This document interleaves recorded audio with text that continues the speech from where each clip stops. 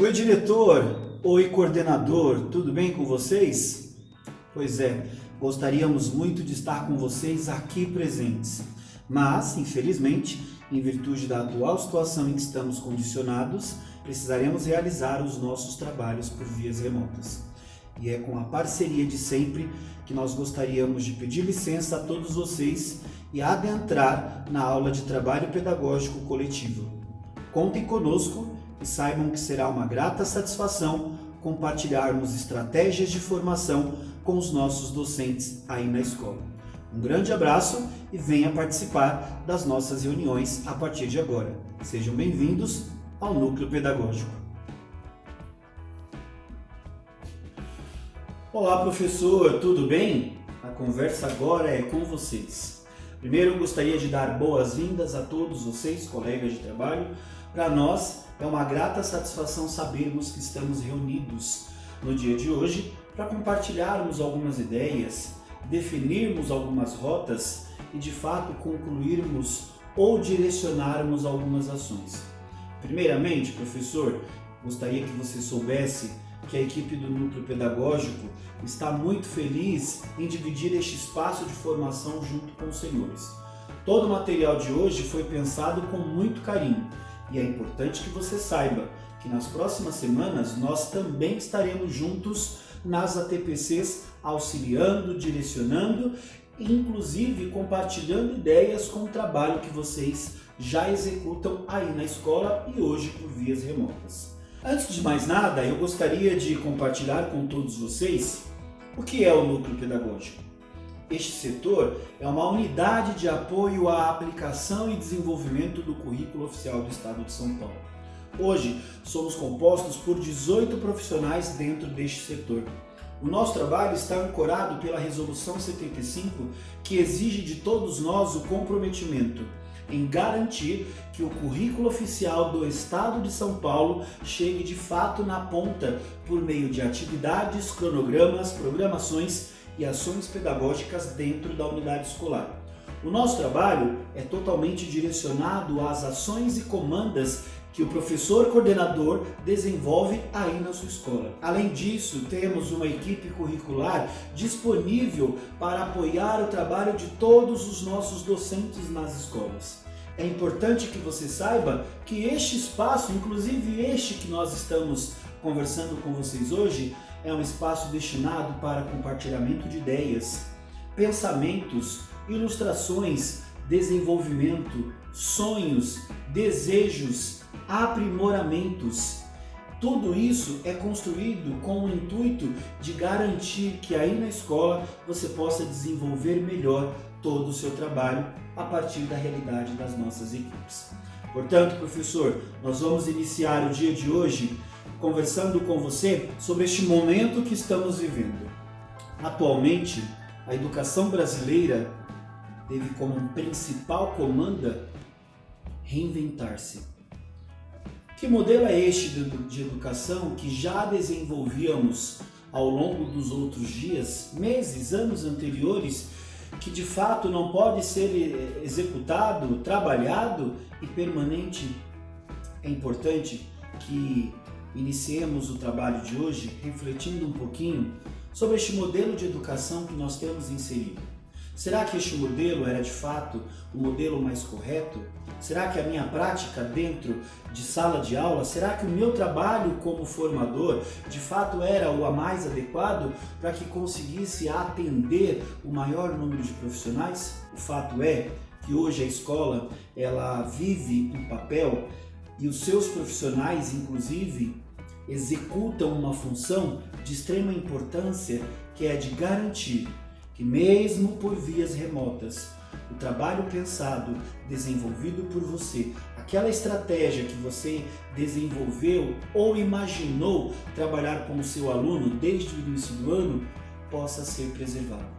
É por isso que hoje a Secretaria de Estado da Educação tem disponibilizado para nós tantas oportunidades, ferramentas, recursos. Por isso, professor, a sua devolutiva sobre tudo aquilo que está sendo ofertado é de extrema importância, para que tanto nós aqui na diretoria de ensino, como a própria Secretaria de Estado da Educação remodele as suas ferramentas e faça os devidos ajustes para que possamos alcançar o maior número de alunos, ok? E agora eu gostaria de convidá-los para uma reflexão sobre a importância do papel dos profissionais e da escola nestes momentos em época de pandemia. A nossa leitura de hoje, ela será feita com base em conflitos na escola. Parece que não, mas o momento em que estamos inseridos é um momento de grande transformação, em que vários conflitos, sejam eles internos, pessoais, técnicos, emocionais, estão inseridos dentro do cotidiano escolar. Os autores do livro nos trazem uma pesquisa e uma sequência de sugestões de trabalhos para que possamos minimizar os eventuais problemas que afastam os profissionais da escola dos seus estudantes. Para agora, nós selecionamos a leitura Construindo Vínculos entre Estudantes e Escola, o que uma escola apaixonante tem. Conexão com a escola faz crianças e jovens sentirem que pertencem a ela e faz diferença. Segundo Resnick, sabemos que existe vínculo entre os alunos e a escola quando eles expressam sentimentos como: os professores nos tratam de maneira justa, os professores e outros adultos se importam com a gente, estamos próximos às pessoas da escola, fazemos parte da escola, nos sentimos felizes em estar na escola, nos sentimos seguros na escola. Como você vê, criar conexão depende muito da forma como os adultos, em especial os professores, conseguem demonstrar orgulho e altas expectativas em relação aos alunos, fazendo-os se sentir acolhidos e importantes. Alunos que experimentam conexão gostam da escola. Acreditam que os professores têm confiança neles e em sua capacidade de aprender. Acreditam que educação faz diferença. Têm amigos na escola. Acreditam que a disciplina ela é justa. E têm oportunidade de participar em atividades extracurriculares. Esta é uma citação de Robert Bloom. E para complementar e finalizar a leitura de hoje, olha o que os autores nos trazem. O que uma escola apaixonante tem? Acho que vale a pena, professor, esta reflexão. Os autores dizem que altos padrões acadêmicos associados a um forte apoio dos professores à aprendizagem de todos. Ao mesmo tempo que se estabelecem altos padrões acadêmicos para todos os alunos, múltiplas formas de apoio são oferecidas a fim de que ninguém fique para trás. Os docentes recorrem a ampla variedade de métodos e tecnologias instrucionais, que possibilitam a participação ativa da criança, das crianças e dos jovens. Oportunidades de aprendizagem que envolvem experiências práticas são oferecidas. Amplia-se o tempo que os alunos passam na escola ou em atividades complementares de aprendizagem. Existem atividades de recuperação. Pais, mães e familiares são incentivados a alimentar altas expectativas em relação ao desempenho dos alunos e a sua possibilidade de complementar a escola básica. O que é importante, professor, é que essa obra, em que a Cláudia Secom, junto com os seus outros autores, nos traz uma vasta reflexão do verdadeiro papel da escola, que é uma obra que inclusive foi construída anos atrás, mas que ela parece extremamente atual para os dias de hoje. No momento em que estamos inseridos, de fato o aluno já não está mais dentro da unidade escolar, nós também não estamos. As vias remotas têm feito com que a gente acesse o nosso grupo de alunos pelo celular, por uma ferramenta de videoconferência, pelo WhatsApp, por um e-mail, pelo Classroom, como uma ferramenta que nós optamos para trabalhar com os meninos. O fato é, professor, que hoje nós estamos frente a um imenso desafio. E é importante que você saiba que para este desafio, você tem apoiado muito no desenvolvimento deste trabalho.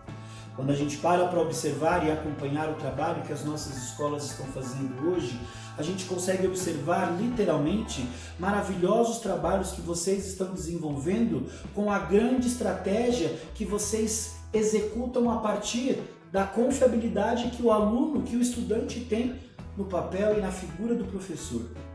Hoje, os profissionais da educação podem ser vistos pela sociedade como grandes referências. Talvez estejamos no momento de hoje admitindo e voltando a um patamar de reconhecimento social que outrora não existia. A família é muito provável que enxergue hoje a figura do professor em sala de aula de uma maneira um pouquinho diferente, como enxergava há quase 2 meses atrás. É importante que a gente saiba que dentro de todo este compromisso, de toda essa responsabilidade, de toda essa visibilidade que o meu e o seu trabalho tem sido reverberado pelas redes, pelas mídias, possam de fato contribuir com o desenvolvimento dos alunos dentro da escola. E agora, a gente precisa pensar que o nosso maior objetivo é buscar mecanismos que garantam a aprendizagem dessa garotada. Vamos lembrar que nós iniciamos o ano pensando em estratégias de aprendizagem que poderiam ser aplicadas aos alunos com base nas habilidades e competências que eles já tinham desde o ano anterior. Sabe, professor, antes de nos distanciarmos deles, nós tínhamos como principal objetivo traçarmos caminhos, planejarmos aulas que de fato alcançassem aquilo que eles tinham como maior fragilidade. E este tom não pode deixar de existir. Quando você supera suas expectativas e consegue fazer um planejamento de aula e você consegue desenvolver uma aula por vias remotas, fala a verdade se de repente você não se percebe como uma figura profissional inovadora. É importante que agora saibamos que a Rede Estadual de São Paulo não está desenvolvendo uma ação ou não está estabelecendo rotinas de trabalho por uma educação à distância. É importante que tenhamos uma clareza de que educação à distância, educação em EAD, não configura-se no atual momento em que estamos inseridos.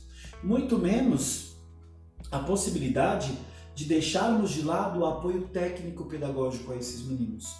Uma educação à distância, ela é configurada por vias próprias, por ferramentas específicas. Os profissionais são contratados e admitidos de maneiras específicas à realidade deste formato de educação. Assim como também o pai de aluno, o familiar do aluno, não é o principal responsável pelo ensino e aprendizagem desses meninos, pelo compartilhamento de ideias. O pai, a família, a mãe é um canal de apoio da escola para as ações que estão sendo desenvolvidas por todos os profissionais da educação. A nossa sugestão é que quando você parar para preparar atividades para os seus alunos, que você leve em consideração as diferentes fragilidades que ele possui lá na residência dele. É importante que você considere qual é o meio em que ele vive, quais são as ferramentas de apoio que poderão facilitar ou dificultar o acesso dele às vias remotas que você estabeleceu como aula. É importante que você saiba, professor, que a família, como principal meio de apoio para compartilhar aquilo que nós planejamos em nossas aulas, sejam elas definidas por ações teóricas, por ações compartilhadas por vídeo ou não, é importante que a gente leve em consideração que o apoio familiar poderá ser desenvolvido a partir do momento que a minha e a sua comanda estiver extremamente clara. Assim como o livro nos trouxe, a aproximação que nós devemos ter com os nossos estudantes é de fato o principal caminho que vai garantir o sucesso e a eficiência do nosso trabalho. Quando paramos e desenvolvemos planos de aula, quando de fato pensamos em como aqueles estudantes irão aprender, toda a clareza, todo o caminho traçado por vocês precisa de fato ser bastante claro, bastante conciso, criterioso, transparente, para que qualquer pessoa que pegue aquela aula que você preparou com todo carinho, de fato possa ser aplicada e desenvolvida pelo familiar que está em casa. É por isso que nós gostaríamos de compartilhar com vocês que quando paramos para pensar e desenvolver estratégias de aula, as comandas muito bem claras, os vídeos definidos, organizados, construídos para compartilharmos com os meninos, eles possam trazer expectativas de aprendizagem, objetivos de ensino. Fale para o seu aluno qual é o seu objetivo quando você desenvolve aquela aula. Coloque o seu aluno ciente, professor, de qual habilidade você está desenvolvendo quando você propõe aquela atividade. Deixe claro para o familiar, para a mãe, para o pai, para o tio, para a avó, de que maneira eles podem apoiar o ensino dos seus filhos dentro de casa. É importante que hoje a gente assuma um papel de pensar em estratégias de ensino, não colocando o aluno somente como principal corresponsável dessas ações, mas pensarmos que o aluno é uma figura no meio deste processo de ensino-aprendizagem e que a família estará numa ponta junto com o professor em outra, inserindo expectativas e caminhos para que de fato garantam a execução dessas atividades. Nós já temos conversado com os nossos professores coordenadores há um certo tempo e nós temos sugerido para eles: conversem com os seus professores, deixem as comandas das aulas mais claras. Quando você for postar uma atividade para o seu aluno, simplesmente não poste uma atividade. Deixe claro para o seu aluno quais são os seus objetivos, o que você pretende com aquela atividade. Retome aquela aula que você teve em determinado momento com ele. Evidencie, ilustrem o caminho, as ações que vocês já desenvolveram juntos, para que de fato ele se sinta próximo. Faça intervenções das suas aulas. Conversem com os meninos, seja pelo WhatsApp, seja pelo Classroom, seja por videochamada. Retome a necessidade daquilo que você projetou como uma aula lançada. Professor, nós vamos deixar aqui uma dica extremamente importante. Não tenha aquela necessidade e obrigatoriedade de a cada dia você ficar postando ou encaminhando atividades diferenciadas para os seus alunos. Pense que quando você tem uma carga horária atribuída e um número de aulas para que você desenvolva o seu trabalho com a sua turma, essas aulas não são configuradas somente pelo encaminhamento de atividades. Essas aulas são configuradas por interações, por comandas, explicações, por debates, por classificação de conteúdos. Não deixe isso de lado. Quando você pensar na organização das suas aulas, pense que o encaminhamento da atividade é um dos caminhos, é o produto final que nós vamos estabelecer para extrair do menino se aquelas estratégias que foram postas por vias remotas anteriores de fato foram alcançadas. Sabe, professor, nós não podemos deixar de lembrar que a nossa escola hoje, que os nossos estudantes possuem fragilidades múltiplas e que nós temos, por meio da Secretaria Escolar Digital, mecanismos de apoio para direcionar o trabalho e execução e construção das nossas aulas. É importante que não deixemos de lado qual é a realidade das nossas turmas, em que patamar eles estão, qual o nível de aprendizagem desses meninos. E é importante que validemos isso a partir do momento que organizarmos conteúdos, ações e encaminharmos atividades para eles. Uma outra sugestão que nós gostaríamos de deixar para vocês e compartilhar uma ideia, inclusive, é que o objetivo principal é garantir que, mesmo de maneira não presencial, as suas necessidades e fragilidades educacionais enquanto estudantes possam ser sanadas pelos caminhos que nós estamos traçando como professores por diferentes mecanismos de aprendizagem. Para apoiar você, professor, na identificação e assertividade das atividades que estão sendo propostas para os seus estudantes, o Núcleo Pedagógico pensou numa ferramenta que poderá auxiliar você, professor, em sala de aula, junto com a equipe gestora, a monitorar o desenvolvimento das ações e de que modo elas estão chegando aos nossos alunos. Observe que o seu coordenador vai compartilhar com você nos próximos dias uma ferramenta em que você poderá ter o controle do encaminhamento das atividades para esses alunos e ali você conseguirá visualizar facilmente, dentro do universo geral de alunos que você tem naquela turma, quais são os estudantes que estão envolvendo-se nas atividades, participando das mediações junto com você e aqueles alunos que não estão sendo alcançados. O objetivo é que a gente consiga garantir a frequência desses meninos, até porque ali naquela ferramenta você terá a organização das suas aulas, o planejamento dessas aulas inseridas num único arquivo, você terá a disponibilidade de compartilhar o seu plano de aula, que a partir de agora ele será solicitado ao senhor semanalmente, de modo que a gente consiga apoiar pedagogicamente e interferir no processo de apoio e aprendizagem desses meninos. Nós trabalharemos, inclusive, nas próximas ATPCs, a partir da semana que vem, a importância de um plano de aula, de que maneira ele pode ser construído e facilmente colocado em prática diante das suas expectativas como professor para aquela turma.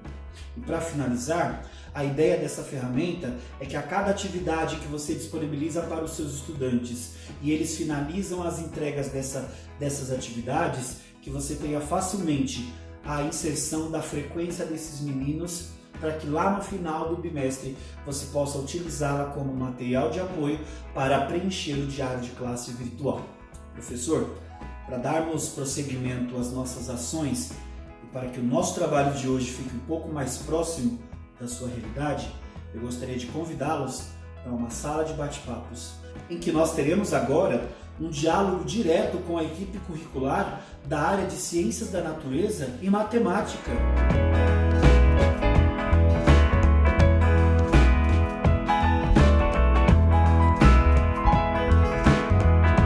Olá, tudo bem com vocês? Estamos aqui de volta hoje com a equipe de Ciências da Natureza. Chegamos ao nosso terceiro dia de ATPC. Estamos, enquanto equipe do Núcleo Pedagógico, bastante satisfeitos em realizarmos todas essas sequências de ações formativas com todos vocês. Obrigado, professor coordenador, que tem contribuído com o nosso trabalho e que gentilmente cedeu este espaço para que adentrássemos o momento de formação que existia somente entre o professor e o professor coordenador na escola, também com o apoio do diretor. Para este momento, teremos a pauta organizada pela equipe de Ciências da Natureza, que é importante que vocês saibam, não estranhem, o nosso colega, professor Evandro, que tem visto e sido conhecido por todos como PCNP de Tecnologia, ele assumiu a pasta de Física e Química, não é mesmo, Evandro? Isso mesmo, Jefferson. Olá a todos. É um prazer estar com vocês nesse dia para passarmos pelo percurso formativo da ATPC de Ciências da Natureza, uma área que, apesar de não ser no momento ideal, se mostra de extrema importância na atualidade, já que é o caminho que nós temos para seguir para sairmos dessa crise. E aqui à minha direita nós temos a professora Fabiana. Seja bem-vinda, Fabiana, PCNP de Ciências e Biologia. Olá, Jefferson, Evandro. Olá, pessoal. Estamos aqui para mais um estudo, nesse momento de aulas não presenciais, entender um pouquinho como tudo está acontecendo e como nós, como escola, professores, temos que nos reinventar com as inovações que nós temos aí de tecnologia. Então, nós temos aqui nesse momento para podermos fazer esse estudo junto com vocês. Que bom. E hoje, o que organizamos para eles, meninos e meninas? Vamos lá? Bom, nós vamos iniciar a nossa reunião, nosso estudo, com uma frase, Evandro, que nós pensamos quando nós estávamos lá preparando o material, nos deparamos com essa frase e achamos que tem tudo a ver com o momento que nós estamos vivendo. Que os nossos esforços desafiem a impossibilidades. Lembrai-vos de que as grandes coisas do homem foram conquistadas do que parecia impossível. É de Charles Chaplin. Que bom. E a nossa pauta para hoje, Evandro, qual será? Nossa pauta, nós iremos apresentar para vocês, primeiramente, os objetivos desse nosso encontro. Nós tivemos aqui a apresentação da equipe de Ciências da Natureza, teremos um momento para sensibilização e, após isso, um estudo do calendário, novo calendário desenvolvido pela SEDUC, considerando a situação anormal que nós estamos vivenciando devido à pandemia. Como que serão feitas a organização das aulas não presenciais. Iremos falar um pouco sobre o documento orientador da SEDUC para esse período de pandemia, de distanciamento social. Vamos falar também sobre algumas questões nas interações do Centro de Mídias da Secretaria da Educação. E quais são os nossos objetivos para hoje, Fabiana? Vamos lá, então. Bom, os nossos objetivos para hoje, Nós vamos inteirar então um pouquinho sobre as mudanças no calendário, né? Porque nós tínhamos um calendário, né, Jefferson e Evandro, antes da Covid. E com toda essa questão de distanciamento, reclusão em casa, tivemos que adequar esse calendário. Então nós vamos falar um pouquinho dessas mudanças. Vamos também subsidiar, ajudar o trabalho do docente nessa organização de aula não presencial, que nós sabemos que muda um pouquinho, né? Nós estamos lá com nossos alunos e agora nós estamos com eles lá em casa, um pouco distante, então temos que repensar a nossa aula. Retomar alguns pontos do documento orientador, né, que nós sabemos que ele traz uma gama de orientações para esse momento, então nós vamos retomar alguns pontos do documento orientador, né, e refletir um pouquinho sobre essas inovações, né, referenciando o centro de mídias, né, como se reportar, como se comportar diante dessa ferramenta. Que bom. Passada a nossa pauta, compartilhados os nossos objetivos, então vamos para o momento de sensibilização que a equipe preparou para todos vocês. Voltamos já. É proibido chorar sem aprender, levantar-se um dia sem saber o que fazer, ter medo de suas lembranças. É proibido não rir dos problemas, não lutar pelo que se quer, não transformar sonhos em realidade. É proibido não demonstrar amor, fazer com que alguém pague por suas dúvidas e mau humor. É proibido deixar os amigos não tentar compreender o que viveram juntos, chamá-los somente quando necessita deles. É proibido não ser você mesmo diante das pessoas, fingir que elas não lhe importam, ser gentil só para que se lembrem de você, esquecer aqueles que gostam de você. É proibido não fazer as coisas por si mesmo, não crer em Deus e fazer o seu destino, ter medo da vida e de seus compromissos, não viver cada dia como se fosse um último suspiro. É proibido sentir saudades de alguém sem se alegrar, esquecer seus olhos, seu sorriso, só porque seus caminhos se desencontraram, esquecer seu passado e pagá-lo com seu presente. É proibido não tentar compreender as pessoas, pensar que as vidas delas valem mais que a sua, não saber que cada um tem seu caminho e sua sorte. É proibido não criar sua história, deixar de dar graças a Deus por sua vida, não ter um momento para quem necessita de você, não compreender que o que a vida lhe dá, a vida também lhe tira. É proibido não buscar a felicidade, não viver sua vida com uma atitude positiva, não pensar que podemos ser melhores, não sentir que sem você este mundo não seria igual. É proibido. Não importa o passado, hoje é presente. O futuro é com você.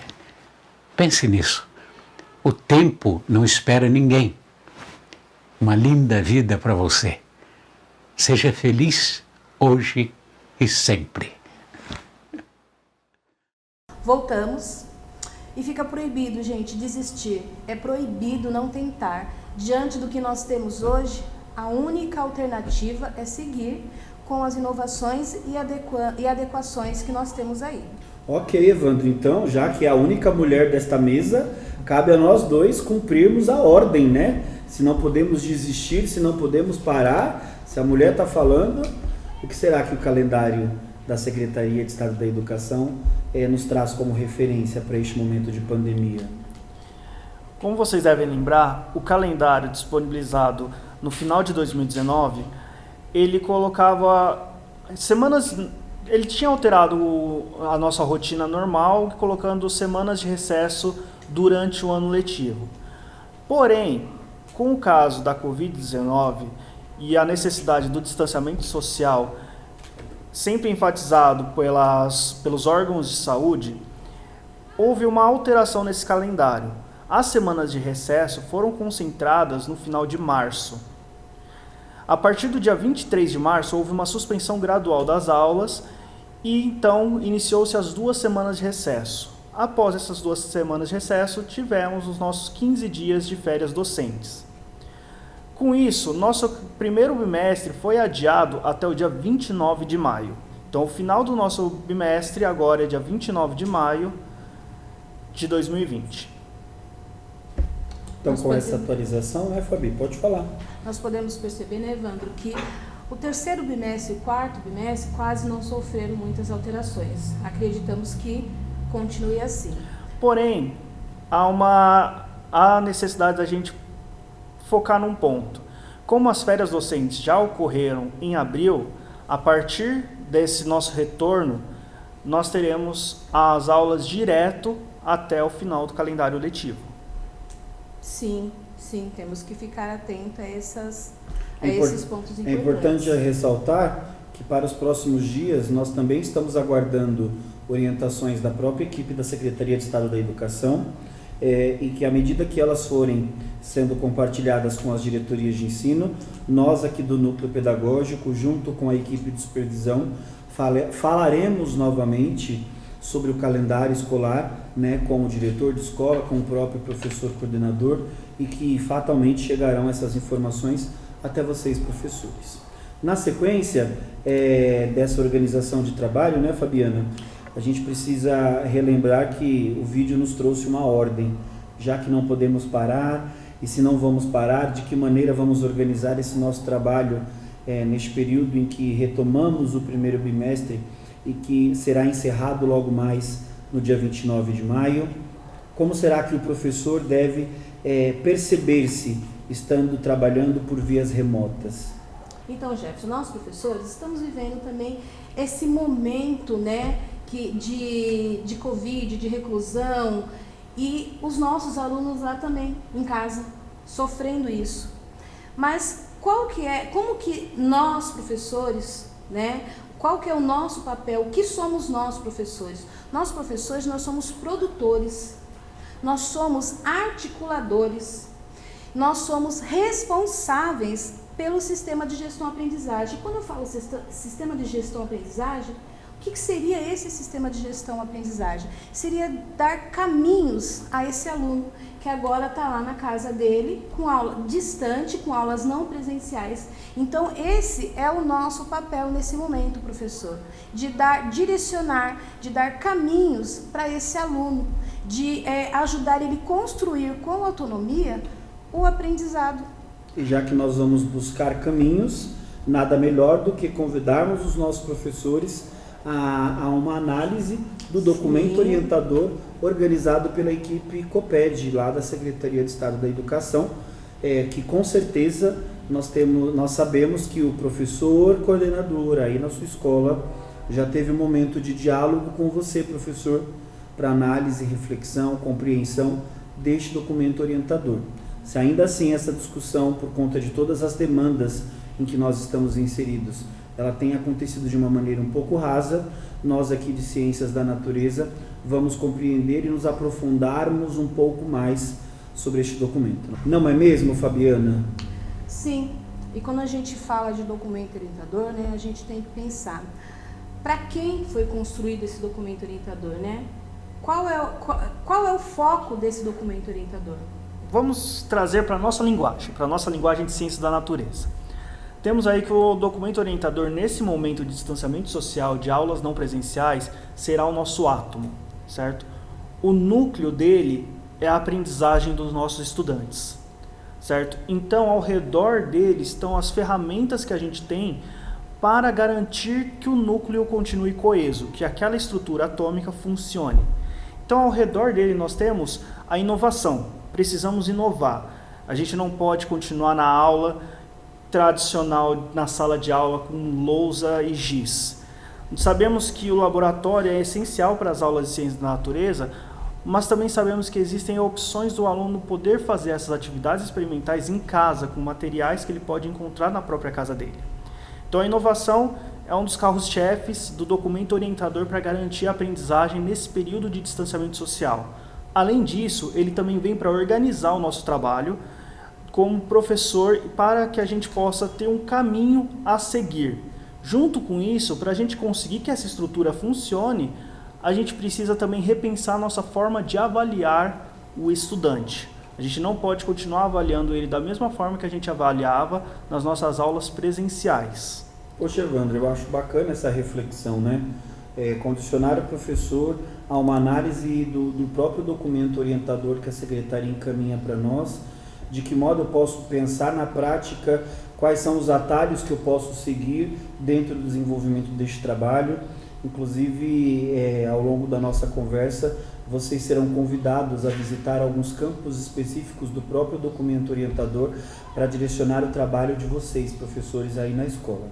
E já que o Evandro, Fabiana, falou para nós sobre a organização deste trabalho, né, nós temos como centro deste trabalho alcançar o estudante, né, a aprendizagem desse menino, e nós criamos ali por meio do átomo caminhos específicos para que nós pudéssemos organizar as ações, ou seja, a inovação, a organização e a avaliação de tudo isso pode sim ser facilmente visualizada por meio de documentos e materiais de apoio que a própria secretaria já disponibiliza para nós, não é mesmo?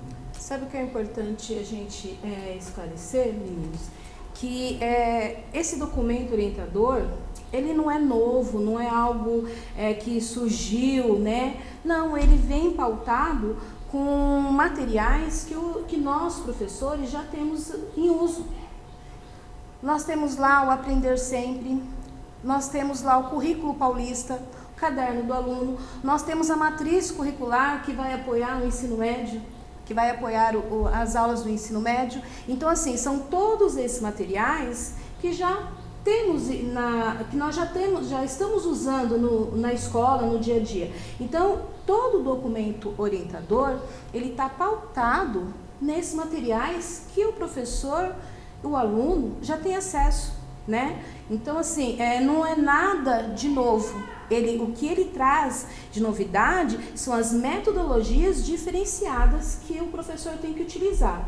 Mas o conteúdo em si, o professor já conhece, ele já tem o hábito de estar utilizando no seu dia a dia. Será que é importante, meninos, que a gente pense que já que a secretaria organizou um documento orientador, de modo que não deixou de lado todos os documentos oficiais, os próprios materiais de apoio que são utilizados e explorados por nós lá na escola, será que isso nos condiciona a uma visão de que a secretaria quer que tenhamos como clareza garantir o aprimoramento das aprendizagens dos nossos estudantes, principalmente aquelas pensadas e organizadas para o primeiro bimestre? Sim, é isso mesmo, Jefferson. A ideia é essa, que nós utilizamos os mesmos materiais, né, que já foram lá pensados para o primeiro bimestre. Então, o documento ele traz aquilo que o professor já tem em mãos. Então, é importante que a gente reconheça e valorize o esforço em que a equipe gestora, junto com o professor coordenador, diretor e os demais profissionais da escola, estiveram empenhados na última semana na distribuição de todos os materiais. Os nossos estudantes foram convidados a vir até a escola para que pudessem retirar os seus cadernos do aluno do São Paulo Faz Escola, primeiro e segundo bimestre. Inclusive, professor, gostaríamos de solicitar um apoio de todos vocês. Conversem com seus estudantes e digam a eles que o caderno do segundo bimestre ainda não será explorado. Embora ele tenha levado para casa, este caderno precisa ficar guardadinho para que a partir do dia 29 de maio a gente dê as comandas de trabalho. Assim não confundiremos, né, a mente de todos os meninos agora com foco no primeiro bimestre. É importante que saiba que eles também levaram a Aprender Sempre, enfim, todos os materiais que a secretaria disponibilizou, assim como os próprios livros didáticos que nós tínhamos dentro da unidade escolar para apoiar a aprendizagem de todos eles, tá bom? Agora, algo que não pode deixar de ser dito para todos vocês. Quando a secretaria requer que disponibilizemos a estes meninos todos os materiais, sejam eles digitais ou físicos, nós temos, enquanto escola, o compromisso de garantir que todos esses recursos sejam sim utilizados e explorados da melhor maneira. Logo, o nosso trabalho enquanto professor precisa facilmente ser reorganizado de maneira que a gente também explore o uso desses recursos. E não podemos esquecer, Evandro, que dentro do nosso trabalho a gente precisa ter um foco, né? E que foco é esse que a gente propõe para a equipe hoje? O foco, Jefferson, vem através do documento orientador. O documento orientador definiu as habilidades prioritárias a serem trabalhadas durante o primeiro bimestre. E essas habilidades seguiram alguns critérios. O primeiro critério são habilidades essenciais para o percurso de aprendizagem dos estudantes, para que eles possam desenvolver aprendizagens posteriores. Outro critério foram as habilidades que os alunos podem desenvolver a partir de atividades não presenciais com uma maior autonomia, porque a gente tem uma gama de habilidades, mas nem todas a gente consegue desenvolver de forma autônoma e sem a presença física do professor, sem ser presencial. Então, esse critério de que ela tem que poder ser desenvolvida de forma não presencial é essencial para esse momento. Certo. Também é considerado o tempo disponível para o desenvolvimento das atividades, considerando o número de aulas de cada componente. E, por fim, o último critério foram as habilidades presentes no material de apoio disponibilizado pela Secretaria da Educação. Para ajudá-los a explorar um pouco melhor o documento orientador, que foi encaminhado inclusive para todos vocês, fica o convite para que vocês acessem o documento na página 4 agora. A Fabiana vai explicar um pouquinho para nós, em continuidade ao trabalho, né, Fabi? Então, Jefferson, dentro dessas habilidades, né, que o Evandro estava comentando, né, temos a habilidade essencial e a habilidade prioritária. Como que nós vamos entender um pouquinho o que seria habilidade essencial, o que seria habilidade prioritária? Então, nós temos que ver que eles elencaram várias habilidades essenciais que o estudante ele precisa desenvolver em todo o percurso formativo dele, dentro do ano ou bimestre. E dentro dessas habilidades, nós temos algumas que o aluno não conseguiu alcançar, não conseguiu o objetivo. Entendi. Isso que você está falando, Fabiana, me faz lembrar, Evandro, daquilo que nós estávamos conversando pouco antes de iniciarmos essa transmissão. Eu acho que seria interessante que nós nos aproximássemos mais dos nossos professores que estão lá na escola e que eles compartilhassem conosco qual é a impressão deles sobre habilidades essenciais e habilidades prioritárias. Então, professor, o Evandro vai dar uma dica para você agora, porque é importante que você participe conosco.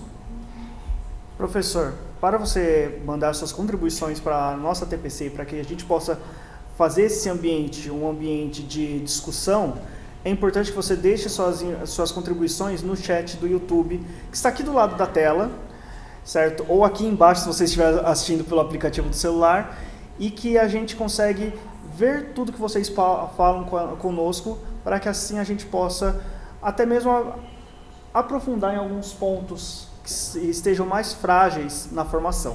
Vocês acham que 3 minutos está bom? Para que eles digam para nós pelo chat o que eles compreendem por habilidades essenciais e o que eles compreendem por habilidades prioritárias? 3 minutos tá bom? Tá bom, né, gente? 3 minutinhos dá tempo, né?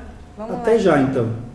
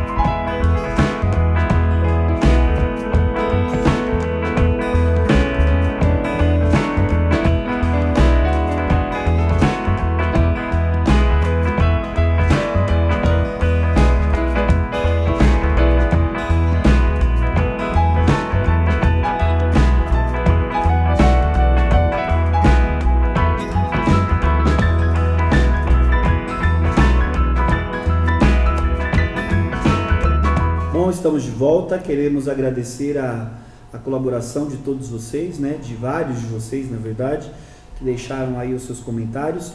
Tenho certeza que daqui a pouco o Evandro, a Fabiana e eu faremos um apanhado geral de todas as observações que vocês tiveram sobre compreensão de habilidades essenciais, e isso nos dará crédito para construirmos ATPCs futuras.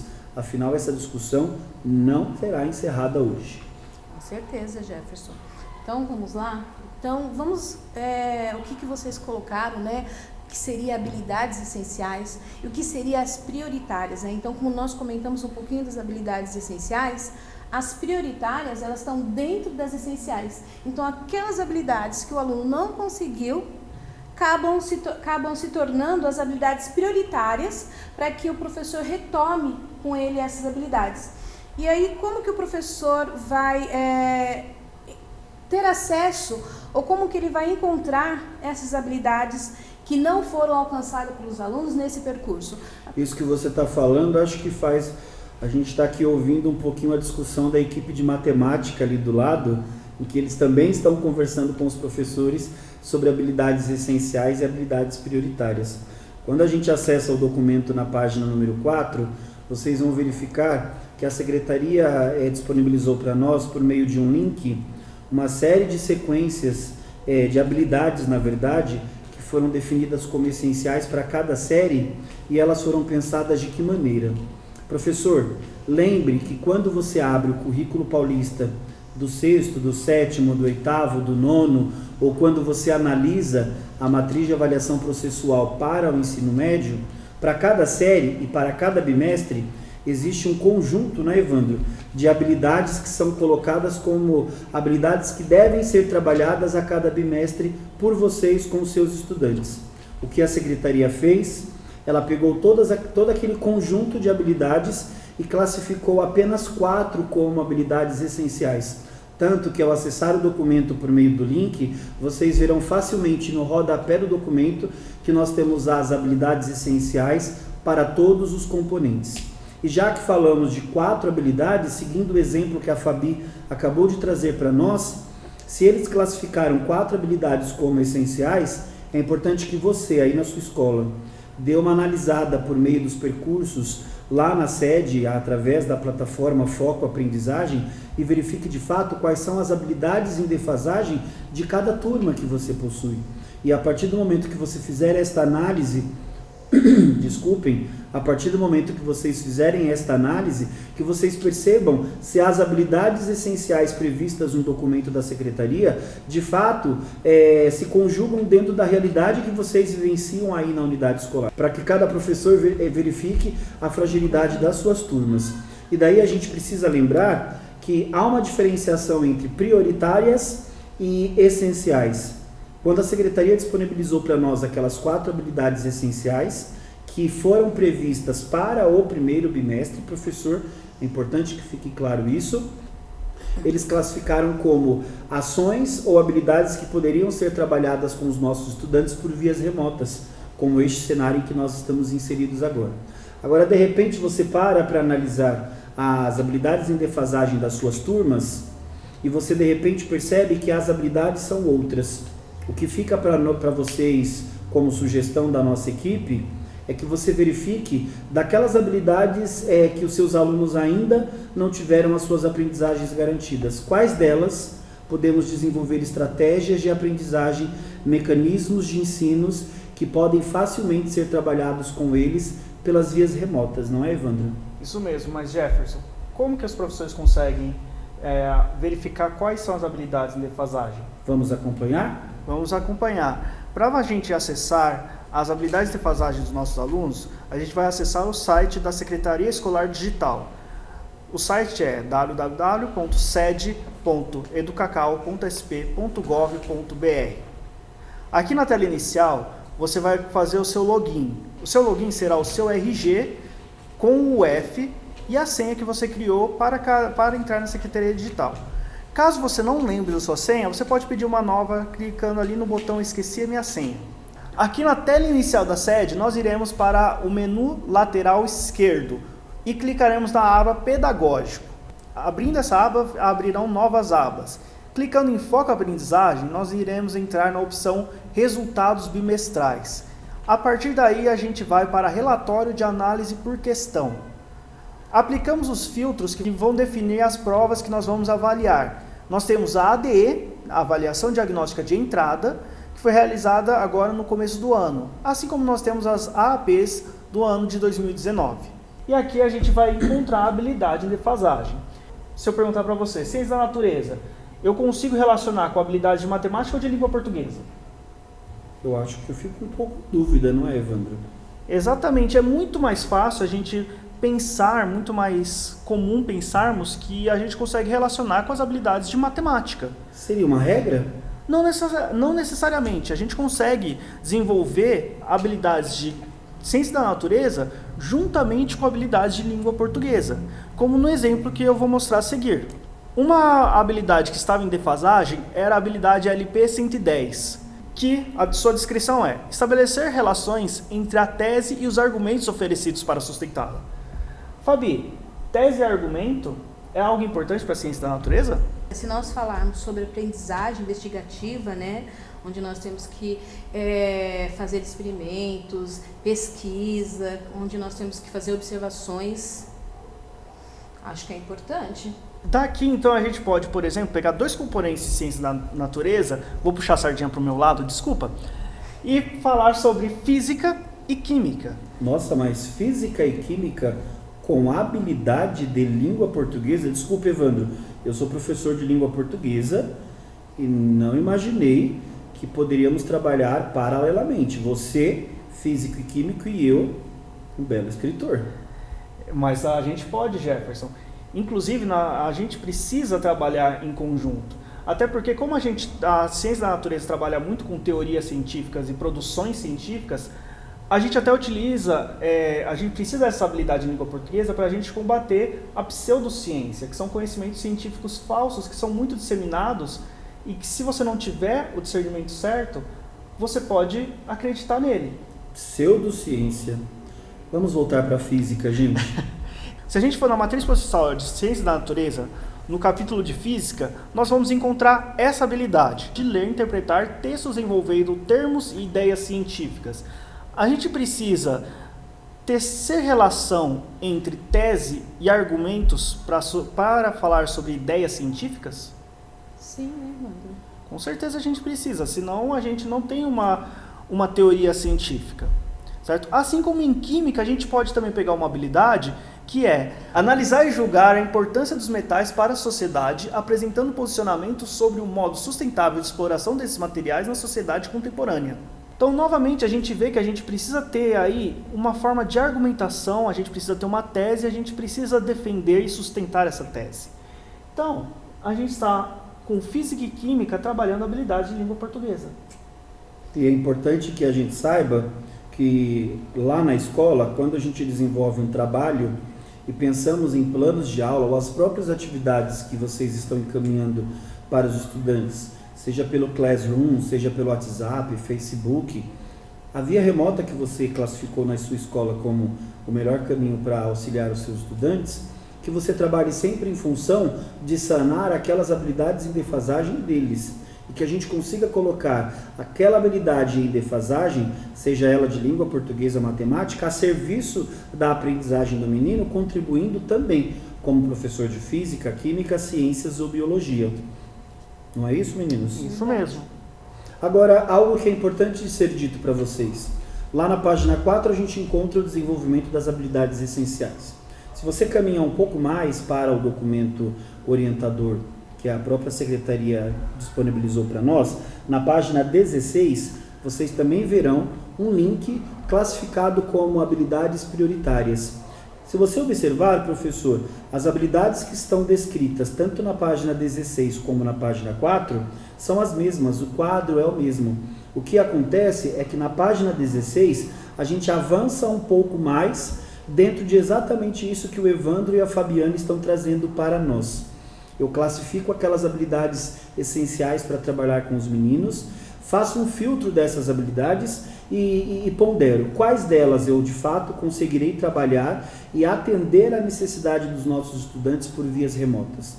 Quando eu considero o tempo que eu utilizarei para trabalhar com essas aulas, o espaço em que este aluno está inserido, os recursos que ele tem disponível para, de repente, contribuir com uma aula que eu quero que ele contribua. Tudo isso me faz compreender quais dessas habilidades eu vou priorizar o trabalho. A habilidade essencial e priorizada, ela exige de nós, professores, um mecanismo de filtro, o que de fato eu posso garantir como um trabalho a ser sanado de aprendizagem fragilizada por meio de uma determinada habilidade para o primeiro bimestre, nunca esquecendo quais os meios que o meu aluno utilizará para corresponder à atividade proposta. Com isso, você terá um desempenho bem claro, né, Fabiana, de habilidades essenciais e habilidades prioritárias, como nós estamos trabalhando até agora. E aí, Fabiana, os nossos estudantes, falamos até então dos documentos oficiais que a Secretaria disponibiliza, dos materiais de apoio, o caderno do aluno, o livro didático, São Paulo faz escola, aprender sempre, mas não podemos esquecer que hoje, meninos, os nossos estudantes estão inseridos lá no centro de mídias, não é, Evandro? Sim. Exatamente, Jefferson. E aqui a gente tem uma questão muito importante de ser abordada. O Centro de Mídia é um local onde eles possam assistir aulas fornecidas pela própria Secretaria da Educação e ainda assim interagir entre eles durante essas aulas. Então, algo muito importante é a ética e a etiqueta das interações no Centro de Mídia. Como seria isso, Fabiana? Então, o que vocês acham? Que é mais fácil eu passar regras de como se comportar com uma ferramenta do Centro de Mídias, ou eu ensinar sobre ética e etiqueta no Centro de Mídia? E aí, meninos, vocês acham que podemos trabalhar ética e etiqueta, ensinar os nossos alunos como ética e etiqueta? E aí, professor, você pode nos ajudar nesta reflexão? Porque vamos pensar, né, professores, nós temos lá vários alunos, não só agora da cidade dele, não só daquela escola, mas de São Paulo inteiro.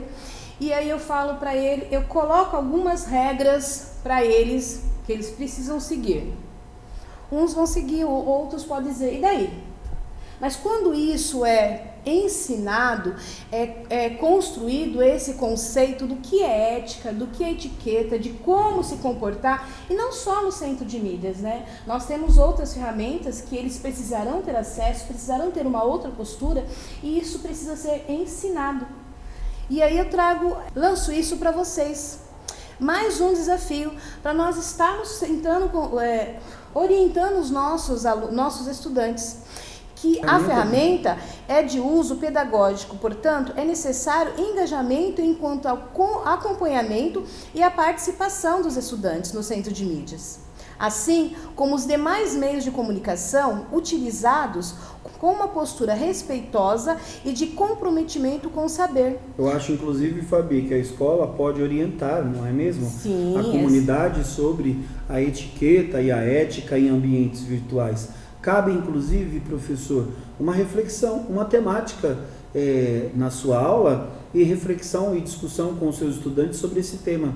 Mas talvez você possa suscitar nos seus alunos a percepção de como eles enxergam a modalidade de aula não presencial por uma plataforma digital. Mas você acha que isso é só do professor de eletiva ou do professor de tecnologia?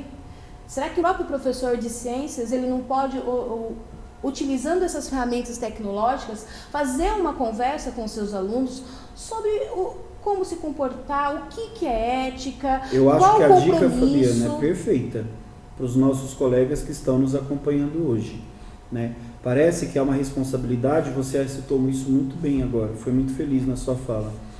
Parece que é um compromisso que o professor de tecnologia, né, que pegou as suas aulas dos novos componentes agora do Inova, pudesse trabalhar com os seus alunos e tecer esse tipo de conversa, quando na verdade não. Você também pode trazer esta reflexão para a sua aula, antes que o aluno ele vivencie este momento de trabalhar no próprio Centro de Mídias. O que é trabalhar? O que é assistir aulas, acompanhar conteúdos por uma plataforma digital? né? É importante conversarmos com os meninos e compreendermos de que maneira ele enxerga o centro de mídias, porque parece natural desenvolvermos aulas por meio de uma ferramenta, exigir que eles acompanhem, sem na verdade tecermos um momento de conversa, diálogo e reflexão sobre o uso dessa ferramenta. Eu tenho certeza que essa discussão será bastante produtiva aí na sua aula. E aí fica uma dica, não é, Fabiana, não é, Evandro?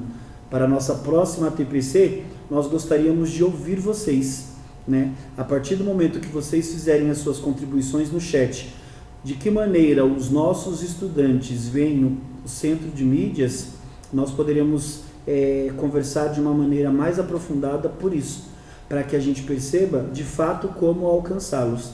Até porque a nossa proposta para a próxima TPC é desenvolver a organização de planos de aula e trabalhar de uma maneira mais aprofundada o exemplo que o Evandro nos trouxe hoje, as habilidades em defasagem e como trabalhar a favor, na verdade, da aprendizagem desses meninos.